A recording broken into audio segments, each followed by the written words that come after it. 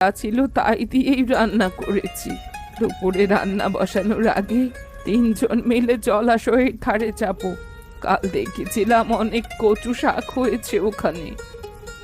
ভাত তো হয়েই এলো, আমি কি সবার জন্য বেড়ে ফেলবো? হ্যাঁ হ্যাঁ, তাই করো।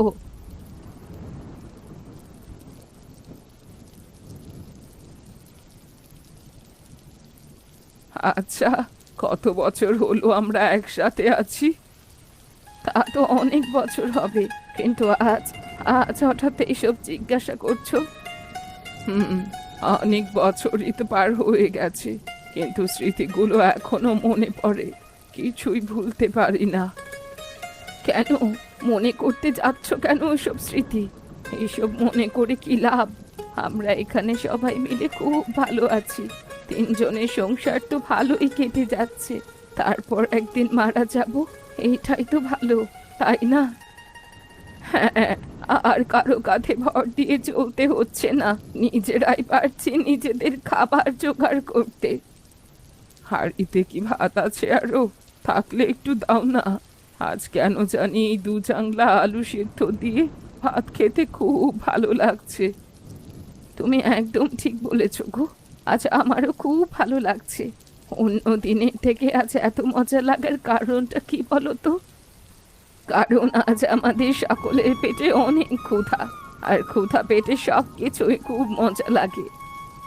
কথাটা তুমি ভুল বলনি, আজ আসলেই খুব খিদে পেয়েছে। বৃষ্টির জন্য তো বাইরে যেতে পারলুম না। দুপুরে বাইরে যেতে না পারলে কিন্তু নুন ভাত খেয়ে থাকতে হবে।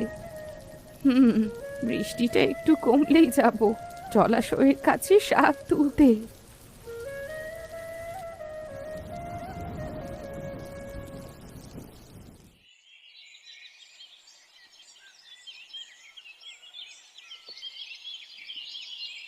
কপাল ভালো বৃষ্টি তাড়াতাড়ি বন্ধ হয়েছে, না হলে সত্যি সত্যি আজ শুধু নুন ভাত খেয়ে কাটিয়ে দিতে হতো। সেটা তো খেয়ে আমাদের ভালোই অভ্যেস আছে, তাই না? তা তো আছেই। এখন তো আর আমাদের কোনো কিছুতেই কষ্ট হয় না, সব সয়ে গেছে। সবাই হাত চালাও, আকাশের অবস্থা কিন্তু পুরোপুরি ভালো হয়নি। যে কোনো সময় আবার ধুম করে নেমে পড়বে। একদম ঠিক বলেছ। আস্তে আস্তে দেখছি আবার আকাশ কালো হয়ে যাচ্ছে। এমন অবস্থায় খিচুড়ি খেতে খুব মজা। এখন তো মন চাইলেই খেতে পারবো না। শুধু শুধু আফসোস করো না তো, আমাদের যা আছে আমরা তাতে নিয়ে খুব খুশি। দুপুরে খাবার খেয়ে ঠান্ডা আবহাওয়াতে তিনজন মিলে ঘুম দেব। না না, আফসোস হবে না কেন? এখন চলো, তিনজন মিলে তো অনেক শাক তুলে ফেলেছি। একদিনে সব শাক তুলে ফেললে অন্য দিন খাবো কি? চলো এখন।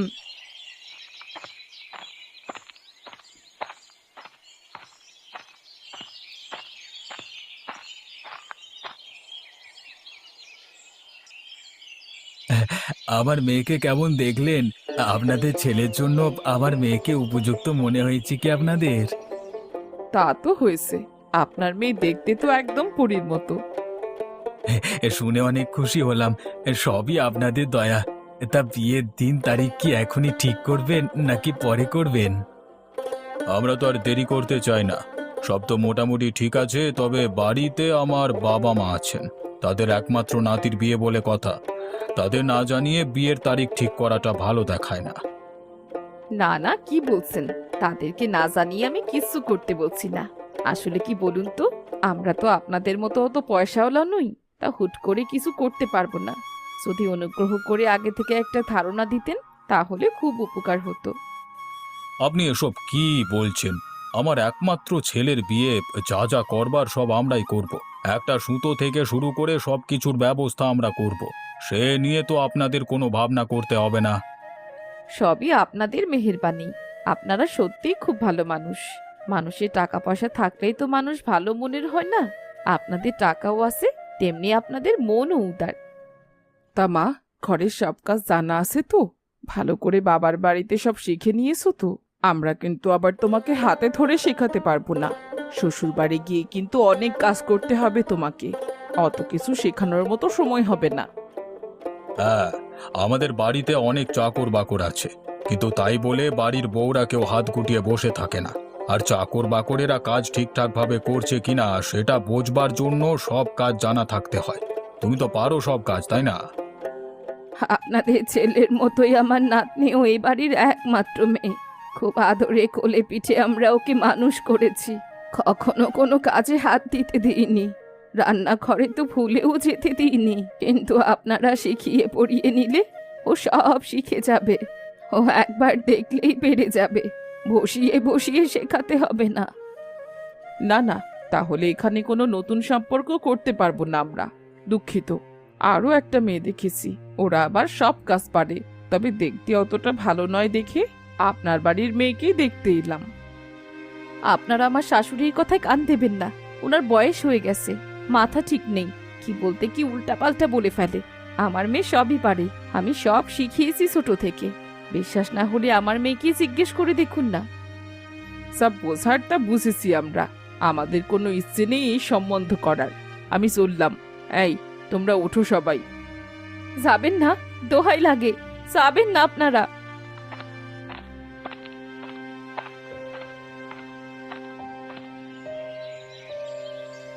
কে বলেছিল, কে বলেছিল আপনাকে বেশি কথা বলতে? আপনাকে কে ডেকেছিল এখানে? কেন এসেছিলেন? আমার মেয়ের জীবনটা কেন শেষ করে দিলেন এভাবে? বৌমা, আমি বুঝতে পারিনি, ভালো মনেই কথাগুলো বলেছিলাম। আমার নাতনির কখনো খারাপ আমি চাইতে পারি? কে বলেছে আপনাকে আমার মেয়ের ভালো চাইতে? বুড়ি একটা, এক পা কবরে চলে গেছে, কবে যে মরবে কে জানে। কোথায় কোন কথা বলতে হবে কিচ্ছু বোঝে না। আপনি আমার মেয়ের এত বড় ক্ষতি করার আগে কেন মরলেন না? বৌমা, এ কি বলছো তুমি? দেখেছিস বাবা, তোর বউ কত বড় কথা বলছে আমায়। কোনো খারাপ কিছুই তো বলেনি সে। কেন বেশি কথা বলতে গেলে? প্রথমে তো চুপ করেই ছিলে, তখন তো সব ঠিকই ছিল। কে বলেছিল পরে কথা বলতে? আমার মেয়ের সর্বনাশটা না করলেই তোমার চলছিল না, না? তুইও আজ আমায় এই কথা শোনাতে পারলি? এই দিন দেখার জন্যেই কি বেঁচে আছি? বেঁচে থাকবার জন্য কেউ তোমার হাতে পায়ে ধরেছে নাকি? কে বলেছে বেঁচে থাকতে? এভাবে আমাদের সবার সব অনিষ্ট করতে? ধ্যাৎ, যত সব। দুই চোখ যেদিকে তাকায় সেদিকে চলে গেলেই তো পারেন। কেন আমাদের ঘাড়ের মধ্যে ভূতের মতো চেপে বসে আছেন? আর থাকবো না, আর থাকবো না তোদের সাথে। আমি আমি চলে যাব অনেক দূরে, আর কোনোদিন ফিরবো না তোদের কাছে। ক্ষমতা থাকলে চলে গিয়ে দেখান দেখি। মুখে এত কথা বলে লাভ নেই। বৌমা, মানুষকে এত কষ্ট দিয়ে কথা বলো না। কার জীবনে কখন কি হয় তা আগে থেকে কেউ জানে না।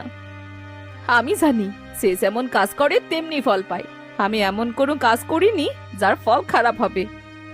ভালো থাকিস বাবা, আমি গেলাম।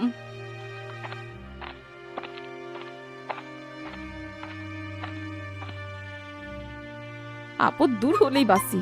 হাড় মাংস জ্বালিয়ে একদম কয়লা করে দিয়েছে এতদিন। এখন একটু হাফ ছেড়ে বাঁচলাম বাবা। এখন অশান্তি করার কেউ থাকলো না। বাকি দিনগুলো আমাদের খুব আনন্দেই কেটে যাবে, কি বলো? তার বলতে।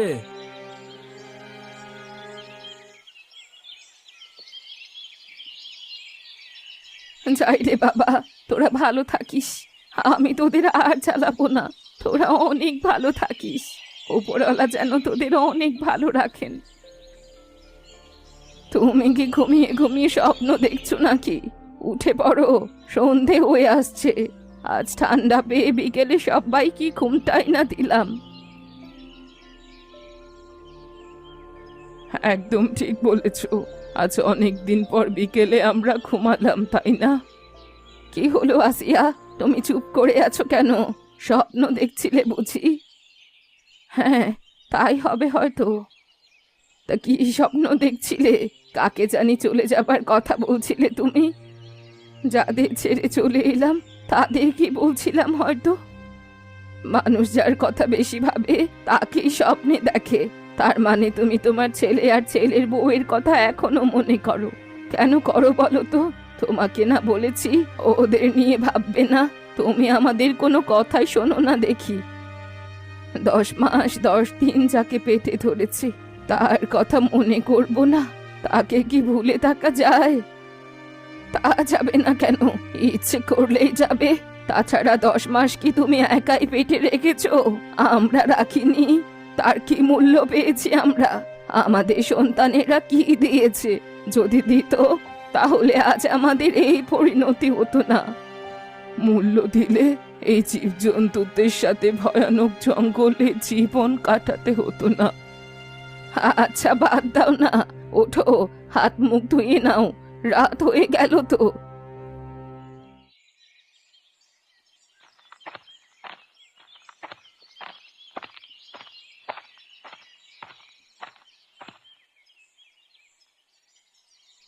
কে গো তুমি বাছা? এই জঙ্গলে কি করছো?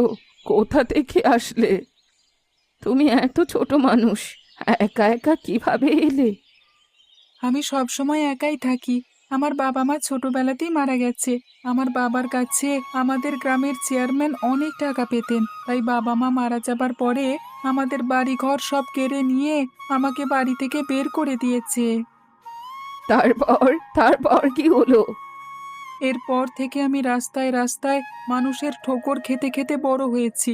মাঝে মাঝে এই জঙ্গলে আসি, এসে ফলমূল, বুনো হাঁস, মাছ যা পাই বাজারে নিয়ে গিয়ে বিক্রি করি। এভাবেই আমার চলে যায়। আগে তো আপনাদের কখনো দেখিনি। এর আগে কখনো জঙ্গলের ভেতরে এসেছিলে বুঝি? তা অবশ্য আশা হয়নি। একা একা এত বেশি ভেতরে আসবার সাহস হয়নি। তা আজ হঠাৎ করে এত সাহস হলো কিভাবে? তা তো বলতে পারবো না। তোমার ডান হাতে ওটা কিসের দাগ? কেটে গেছে নাকি? জানি না, টের পাইনি। এতদিন দেখিও নি, আপনি বলবার পর এখন দেখলাম। সেই কোন সকালে